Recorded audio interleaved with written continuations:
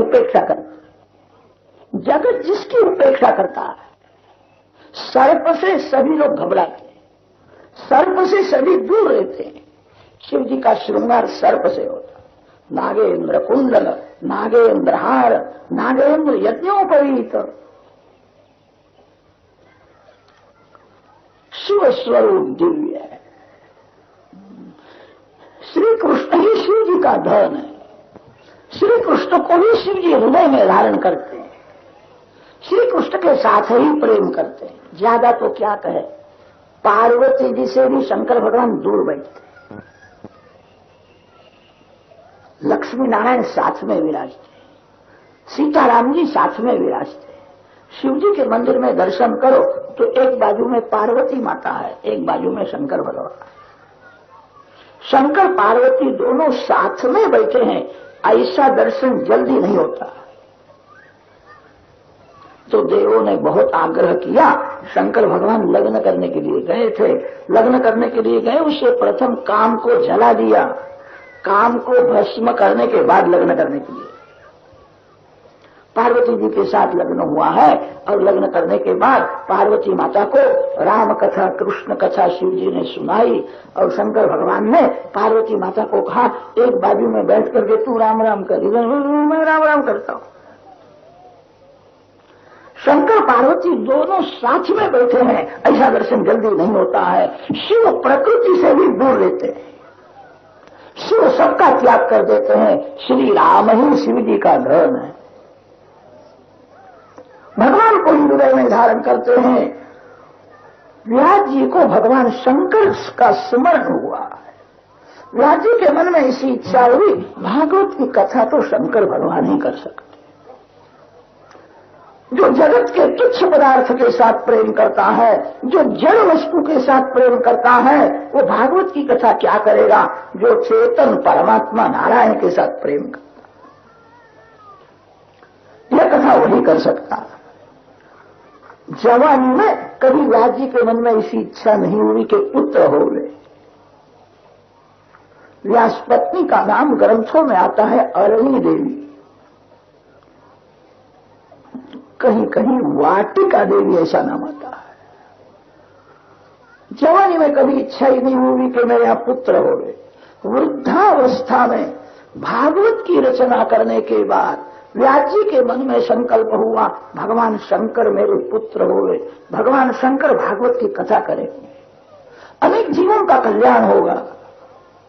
वृद्धावस्था में व्यास महर्षि पत्नी के साथ पंचाक्षर शिव मंत्र का जप करते। शिव जी मेरे पुत्र हो गए, ऐसी इच्छा हुई है। शिव जी का ध्यान, शिव जी के पंचाक्षर मंत्र का जप करते हुए तन्मय हो गए। शंकर भगवान समझ गए, व्यास नारायण मेरे को याद करते हैं। व्यास जी के आश्रम में भगवान शंकर प्रकट हुए। व्यास जी ने पूजा की है। शिव जी ने कहा, मेरे को क्यों याद करते हो, क्या इच्छा। व्यास जी ने कहा, मेरी भागवत की कथा करने के लिए आप मेरे यहां पुत्र रूप से प्रकट हो। शिव जी ने कहा, इस संसार में कौन आवे, ये संसार तो मायामय है, संसार में जो आता है उसको माया छोड़ती नहीं है, सभी को माया त्रास देती है। कोलसे की खान में जो जाता है उसके कपड़े बिगड़ जाते हैं। कोई अपने को बड़ा सयाना मानता हो, बुद्धिमान मानता हो, मेरे कपड़े नहीं बिगड़ेंगे, अशक्य है। जो कोलसे की खान में जाता, संसार मायामय है। मायामय संसार में जो आता है उसकी इच्छा होवे न होवे माया मारती है। माया किसी को नहीं छोड़ती है। संसार में कौन आवे। शंकर भगवान के बहुत अवतार नहीं होते हैं। जगत में जब गड़बड़ होती है, अशांति होती है, तो विष्णु भगवान अवतार धारण करते हैं। विष्णु भगवान जगत का रक्षण करते हैं। विष्णु भगवान के अनेक अवतार होते हैं, शिव जी महाराज के अनेक अवतार नहीं होते हैं। भगवान का ध्यान छोड़ करके संसार में कौन आवे। शिव जी ने कहा, मेरे को संसार में आने की इच्छा नहीं होती है, संसार मायामय है। व्यास जी ने कहा, महाराज आपके मस्तक में गंगा जी है, आपको माया क्या कर सकती है? कृपा करो। समाधि में आपको जो आनंद मिला है वह आनंद जगत को देने के लिए मेरे यहां पुत्र रूप से प्रकट हो जाओ, मेरे भागवत की कथा करो। अकेला खाना अच्छा नहीं है। समाधि में आपको जो आनंद मिलता है वो दूसरे को भी देना चाहिए।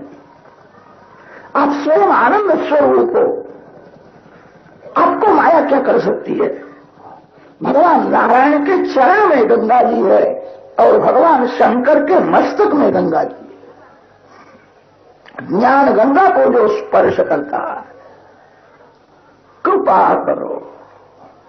व्यास जी ने बहुत आग्रह किया, शिव जी को गयाई व्यास पत्नी अरणी देवी के सामने देखा है, केवल देखने से गड़बड़ा।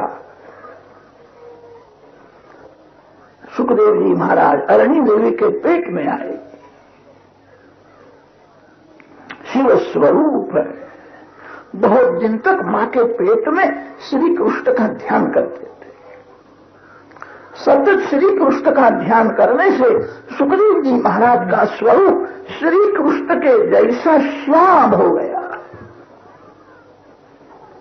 आप जिसका ध्यान करते हो, आप जिसका सतत स्मरण करते हो, वैसे ही आप हो जाते हो। मां के पेट में सुखदेव जी महाराज श्याम सुंदर श्री कृष्ण का सतत ध्यान करते थे। सुखदेव जी का श्रीअंग श्री कृष्ण भगवान के जैसा श्याम हो गया। बहुत दिन मां के पेट में रहे। एक बार व्यास जी ने कहा है, बेटा तेरी मां को अब त्रास होता है, बाहर आ जा। उसका आशीर्वाद सफल नहीं होता। आप ही माया में फंसे हुए। मैं मां के पेट में हूं, आप बहुत प्रेम से मेरे को बेटा बेटा कहते हो। जो कभी माया के अधीन हुआ नहीं है वो मेरे को आशीर्वाद देवे तो मैं बाहर आऊं। भगवान नारायण का नाम है माधव राय। चार दिशा में चार माधव राय के स्वरूप है। प्रयागराज में वेणी माधव है। दक्षिण भारत में रामेश्वर भगवान के मंदिर में सेतु माधव है। काशी में बिंदु माधव है और उत्तर भारत में गोविंद माधव है। माधव राय के चार स्वरूप चार दिशा में है। भगवान नारायण का नाम है माधव राय। मां शब्द का अर्थ होता है माया और धव शब्द का अर्थ होता है पति। भगवान माया के पति है। भगवान कभी माया के अधीन नहीं होते। भगवान सभी लीला करते हैं, माया उनकी दासी है। जीव माया का दास हो जाता है, इसीलिए माया उसको रुलाती है। भगवान माया के पति है। चार दिशा में चार माधव राय जी के स्वरूप है। माधव राय की प्रार्थना व्यास महर्षि ने की है।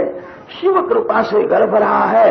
गर्भ का बालक, पेट का बालक ऐसा ज्ञानी है, मेरे को कहता है आप माया में फंसे हुए हो, आपके आशीर्वाद में मेरा विश्वास नहीं है। जो कभी माया के अधीन हुआ न हो वो मेरे को आशीर्वाद देवे।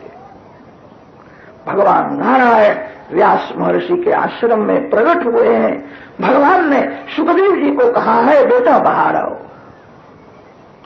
कभी तेरे को माया का स्पर्श नहीं होगा। सुखदेव जी महाराज जन्म से मुक्त थे। सुको मुक्तः वामदेवो मुक्तः। जन्म से ही सुखदेव जी में ज्ञान, वैराग्य और भक्ति तीनों परिपूर्ण है। सुखदेव जी महाराज संसार में आए, कभी उनको माया का स्पर्श हुआ ही नहीं। जन्म से ही मुक्त थे। वही दूसरे को मुक्ति दे सकता है। पवित्र समय में सुखदेव जी महाराज का प्रागट्य हुआ। 16 वर्ष की अवस्था में ज्ञान, वैराग्य और भक्ति तीनों परिपूर्ण है। घर का त्याग किया। जगत ही मेरा घर है, मेरे अंदर जो नारायण है वही सभी में है। ज्ञानी पुरुष सभी में एक ही आत्मा को देखते हैं। ज्ञानी पुरुष आत्म स्वरूप में सभी का अनुभव करते हैं। जगत ही मेरा घर है। अनेक जीवों का कल्याण करने के लिए सुखदेव जी महाराज घर छोड़ करके जाते हैं। यम प्रव्रजन्तमनुपेतमपेत कृत्यम द्वैपायनो विरह कातर आजुहाव पुत्रेति तन्मयतया सर्वोऽभिनेदुः तं सर्वभूतहृदयं मुनिमानतोऽस्मि। सुखदेव जी महाराज जाते हैं तब मां को दुख हुआ है। मेरा पुत्र बहुत लायक है, उसको देखने से मन शुद्ध हो जाता है। मेरा पुत्र ऐसा लायक है, उसको देखने से, याद करने से वासना का विनाश हो जाता है। बहुत लायक है, भले लग्न न करे, घर में रहे, मेरे आंख से दूर न जाए। मां रोने लगी है। सुखदेव जी घर छोड़ करके जाते हैं। अनेक जीवों का कल्याण करने के लिए उन्होंने घर छोड़ा है। व्यास जी पत्नी को समझाते, क्यों रोती है कि मेरा सुख मेरे को छोड़ करके जा रहे हैं, मेरे को बहुत प्यारा लगता है। व्यास जी समझाते हैं, जो अति से प्रिय है वही भगवान को अर्पण करना चाहिए। आपको जो अति से प्रिय है वो भगवान को अर्पण कर दो, आप प्रभु के प्यारे हो जाओगे। मानव का ऐसा स्वभाव है, उसको जो अच्छा लगता है वो अपने लिए अलग रखता है, उसको जो अच्छा नहीं लगता है वो मंदिर में जाकर के भगवान को अर्पण कर देता है। ये भक्ति है। अच्छा दूसरे को दो, जो आपको अतिशय प्रिय है वही परमात्मा को अर्पण करो, आप प्रभु के प्यारे हो जाओ। सुख तेरे को बहुत प्यारा लगता है, अब तेरा नहीं है, जगत का है, भगवान का है। उसके हाथ से अनेक जीवों का कल्याण होने वाला है। व्यास जी पत्नी को समझाते तो है, सुखदेव जी का वियोग सहन हुआ नहीं। मेरा पुत्र बहुत लायक, मेरे से भी श्रेष्ठ है, मेरे को छोड़ करके जा रहे नहीं। व्यास जी सुखदेव जी के पीछे पीछे दौड़ने, हे पुत्र, हे पुत्र, बेटा तेरी मां रोती है। सुखदेव जी ने वृक्षों के द्वारा उपदेश दिया है। तरवः अभिनेदुः सर्वांतर्यामी नारायण में लीन हो गए। वृक्षों में से ध्वनि निकलता है, हे पुत्र, हे पुत्र। वृक्ष व्यास जी को समझाते हैं, हम कभी पुत्र के लिए नहीं रोते हैं। जो पत्थर मारता है उसको हम अपना पुत्र दे देते। लोग तो हमारे पुत्र को काटते हैं और खा जाते हैं, हम कभी रोते नहीं हैं। मेरा पुत्र किसी के उपयोग में तो आया, हम कभी पुत्र के लिए नहीं रोते। व्यास महर्षि बड़े ज्ञानी है, बड़े तपस्वी है, एक पुत्र के लिए रोते हैं। वृक्षों के द्वारा उपदेश दिया है तो भी व्यास जी सुखदेव जी के पीछे पीछे ही चलते हैं। हे पुत्र, हे पुत्र। सुखदेव जी ने कहा है, मेरे पीछे क्या पढ़ते हो, परमात्मा के पीछे पढ़ो। पिता पुत्र का संबंध सच्चा नहीं होता है, जीव का ईश्वर के साथ संबंध सच्चा होता है। जन्म से कोई जीव पिता नहीं है, जन्म से कोई जीव पति नहीं है, जन्म से कोई पत्नी नहीं है, जन्म से जीव ईश्वर का है। पिता पुत्र का, पति पत्नी का संबंध व्यवहार दृष्टि से सत्य है, तत्व दृष्टि से विचार करने पर सत्य नहीं है।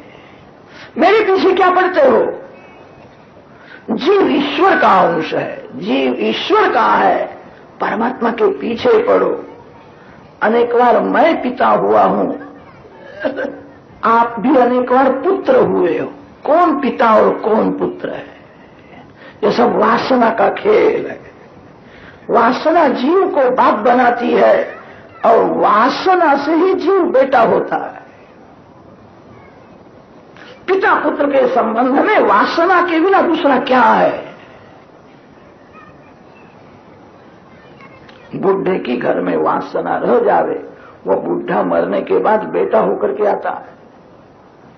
कितनी माताएं पहचान लेती है, इसका मुख इसके दादा के जैसा थोड़ा दिखता है। अरे दादा के जैसा क्या दिखता है? दादा ही बेटा होकर के आया है। जो बाप था वही बेटा हो गया। कौन पिता और कौन पुत्र है? मेरे पीछे क्यों पड़ते हो? परमात्मा के पीछे पड़ो। ये जीव अनेक बार पति हुआ है, ये जीव अनेक बार पत्नी हुआ है, ये जीव अनेक बार पिता हुआ, जीव अनेक बार पुत्र हुआ है। पूर्व जन्म का पुत्र इस समय में कहाँ है? पूर्व जन्म का पति के पत्नी जो प्राण से प्यारी लगती थी, कहाँ है? मातु पितृ सहस्राणि पुत्र दार शतानि च। यह अनेक जीव अनेक बार पिता हुआ, अनेक बार पति हुआ, अनेक बार पत्नी हुआ, उसको शांति नहीं मिली है। मेरे पीछे क्या पड़ते हो? परमात्मा के पीछे पड़ो। जीव का ईश्वर के साथ ही संबंध सच्चा है। पुत्रेति तन्मयतया तरवोऽभिनेदुः तम सर्वभूतहृदयम् मुनिमानतोऽस्मि। व्यास जी को भी स्वरूप का भान कराया है। गंगा किनारे संत समाज में सुखदेव जी महाराज ने परीक्षित राजा को कथा सुनाई। परीक्षित राजा का एक निमित्त है। हमारे जैसे अनेक जीवों का कल्याण करने के लिए भागवत रूपी ज्ञान दीप जगत को दिया है। परीक्षित का तो एक निमित्त है, अर्जुन का एक निमित्त किया, और भगवान श्री कृष्ण ने जगत के अनेक जीवों के लिए गीता जी का उपदेश किया है। अर्जुन के रथ में भगवान विराजमान है। अर्जुन के रथ में विराजमान भगवान होने से अर्जुन को मोह नहीं हो सकता है। जहां सूर्य नारायण है वहां अंधेरा नहीं आ सकता। अर्जुन के रथ में भगवान विराजते हैं। गीता जी का जो प्रथम अध्याय है उसका नाम है अर्जुन विषाद योग। अर्जुन को विषाद कैसा हो? जिसके रथ में भगवान विराजमान है, भगवान के हाथ में घोड़े की लगाम है, भगवान जिसके सारथी हुए हैं, अर्जुन को विषाद नहीं है। अर्जुनम निमित्ति कृत्य, भगवान वासुदेव अर्जुन का एक निमित्त है। परीक्षित राजा का एक निमित्त किया है। परीक्षित के निमित्त से जगत के अनेक जीवों का कल्याण करने के लिए सुखदेव जी महाराज ने भागवत रूपी ज्ञान दीप जगत को अर्पण किया, जो अंदर प्रकाश का दर्शन कराता है, जो बाहर भी प्रकाश दिखाता है। प्रकाशमय परमात्मा का अनुभव करने वाला यह ज्ञान दीप है। प्रज्वालितो ज्ञानमय प्रदीप। सुखदेव जी महाराज गंगा किनारे कथा करते हैं। उस कथा में व्यास महर्षि भी बैठे थे। व्यास जी को सुखदेव जी महाराज की कथा सुनने में बहुत आनंद आया है। कैसा बोलता है? मेरा पुत्र है, मेरे को ऐसा लगता है मेरे से श्रेष्ठ है। उसका ज्ञान, वैराग्य, उसकी प्रेम रक्षणा भक्ति अलौकिक है। व्यास जी को भी स्वरूप का भान कराया। सो श्री सुखदेव जी महाराज की कथा के आरंभ में सुखदेव जी महाराज को वंदन किया।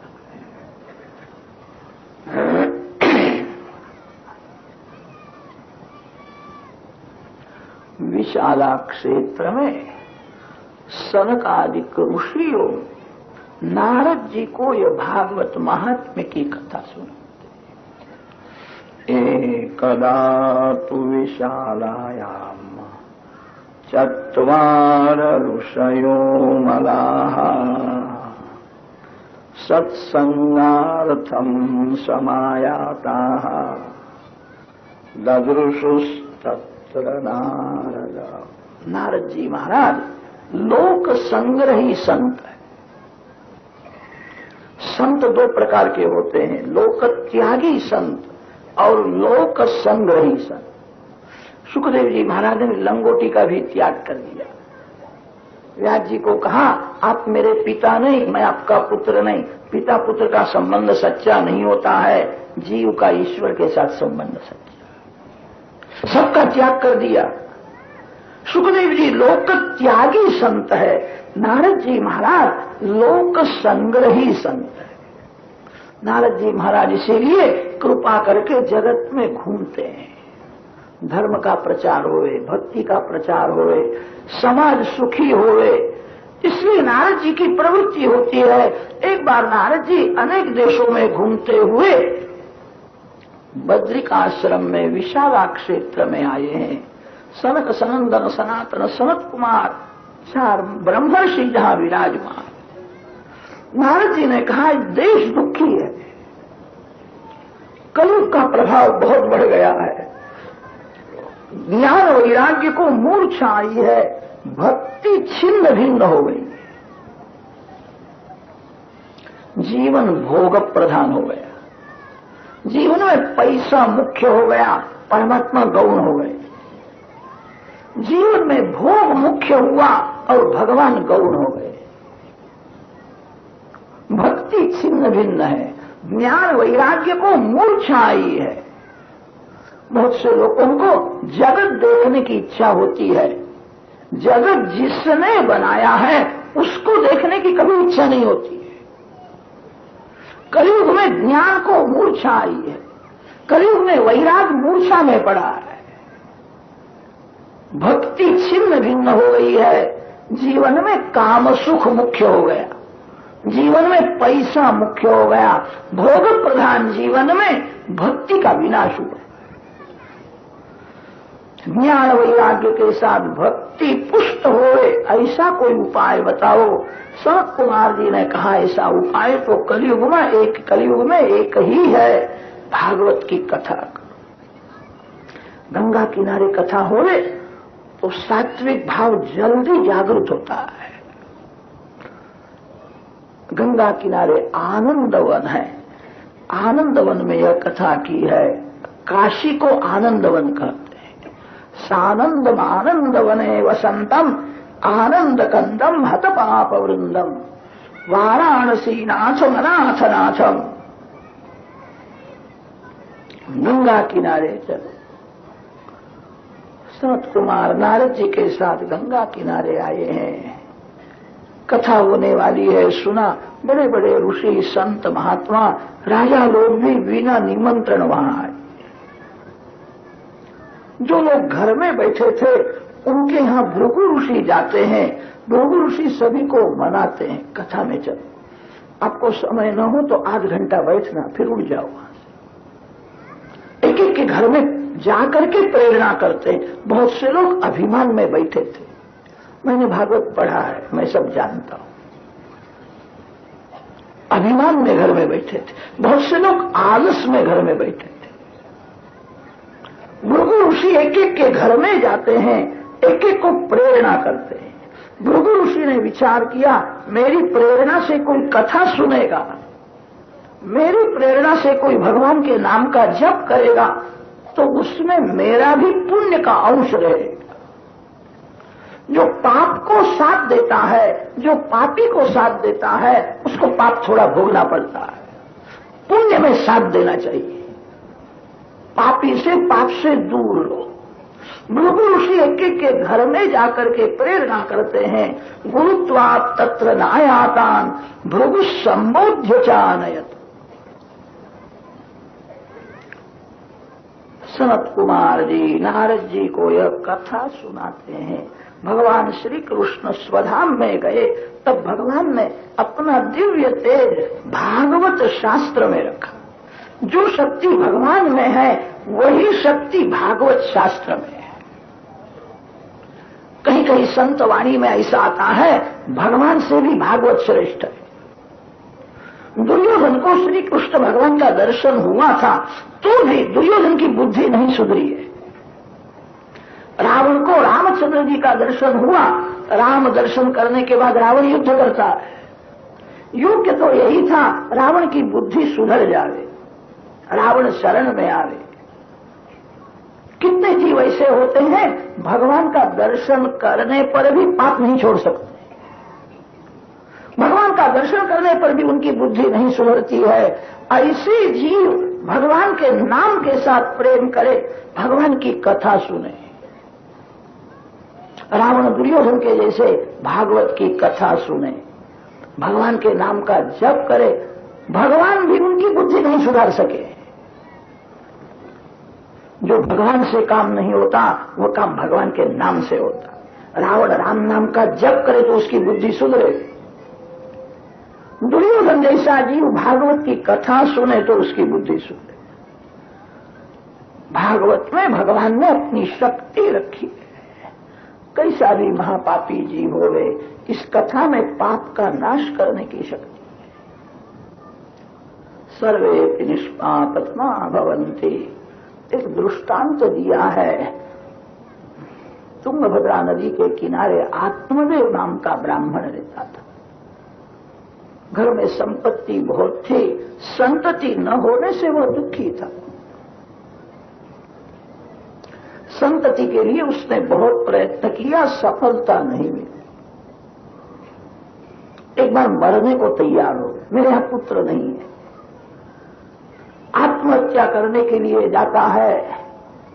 थोड़ा विचार करे तो ध्यान में आएगा, हम सभी जीव आत्मदेव के जैसे ही है। जीवात्मा तुंगभद्रा नदी के किनारे रहता है। भद्र शब्द का अर्थ होता है कल्याण, कल्याण करने वाली नदी मानव काया है। मानव शरीर में रहने वाला जीव वही आत्मदेव है। आत्मा को देव होने की इच्छा है। नर को नारायण के चरण में ही शांति है, जीव को शिव होना है। आत्मदेव तुंगभद्रा नदी के किनारे रहता है। आत्मदेव के पत्नी का नाम है धुंधुली। धुंधुली का वर्णन व्यास महर्षि ने जो किया है वो सभी अपनी बुद्धि में घटता है। जीव बुद्धि का पति है, मानव की बुद्धि धुंधुली के जैसी है। लोकवार्ता रता क्रूरा प्रायशो बहुजल्पिक। बुद्धि कभी अपने स्वरूप का विचार नहीं करते, जगत का विचार करते। जगत कैसा है? 5 रुपए प्रति लीटर के हिसाब से मिल रहा है। जिन्होंने को आवश्यकता हो आदर प्राप्त कर ले। सुखदेव जी महाराज वर्णन करते हैं, राजा जगत का विचार न करो। मैं कौन हूं, मैं कैसा हूं, कभी विचार किया है? मेरा मन कैसा है, मेरा मन कहां जाता है? जगत का विचार करने से लाभ नहीं है, अपने स्वरूप का विचार करो। बुद्धि प्रायः जगत का विचार ही बहुत करती है, जगत की बातें सुनने में उसको मजा आती है, अपने स्वरूप का विचार नहीं करती है। जीव बुद्धि का पति है। जीव का बुद्धि के साथ संबंध होने पर सत्संग करे तो विवेक रूपी सत्पुत्र का जन्म हो। सत्संग के बिना विवेक नहीं जागृत होता है। विवेक ही जीव को भगवान के चरण में ले जाता है। बिनु सत्संग विवेक न होई, राम कृपा बिनु सुलभ न सोई।